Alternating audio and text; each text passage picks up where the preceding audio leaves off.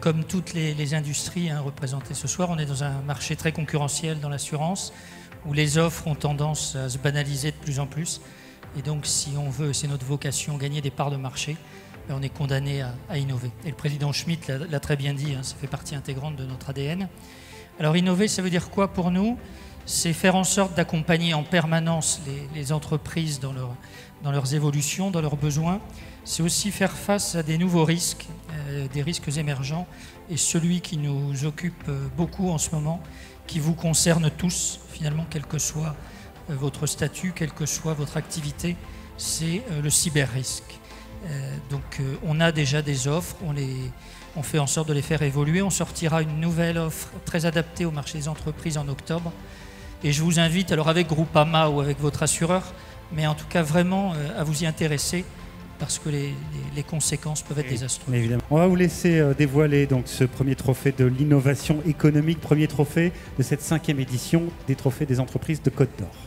Alors le lauréat au niveau de l'innovation, donc c'est l'entreprise WebDrone, représentée donc par monsieur Gérald Poitevino et Hervé Putigny, qui est cofondateur. Ce ne sont pas des vrais drones, ce sont des drones virtuels.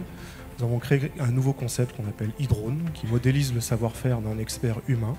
Ces e-drones sont capables de parcourir l'ensemble des couches du web pour collecter de l'information stratégique en vue de la matière qu'on développe chez nous, de la cybercriminalité, notamment la contrefaçon des produits de luxe, vins spiritueux et médicaments. Le but, c'est de protéger les entreprises et les consommateurs.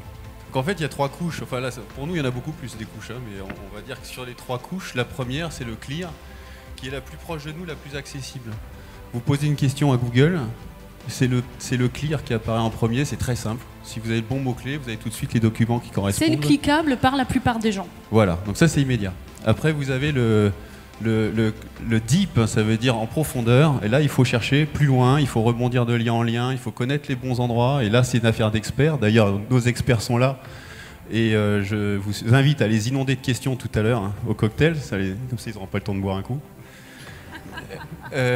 Donc là c'est une partie, ça nécessite énormément de R&D pour atteindre ces couches avec les drones qui sont très très loin de nous. Il faut vraiment beaucoup de temps et nos drones sont entraînés pour ça. Et d'ailleurs je remercie la BNP, BPI et la Banque Populaire pour nous avoir soutenus, avec l'Université de Bourgogne aussi, nous avoir soutenus toutes ces années. Et le dark, là on atteint des couches qui sont totalement inaccessibles déjà avec votre navigateur classique. Il faut des outils spéciaux pour y aller, si j'ai bien compris. Des outils spéciaux, tout est crypté.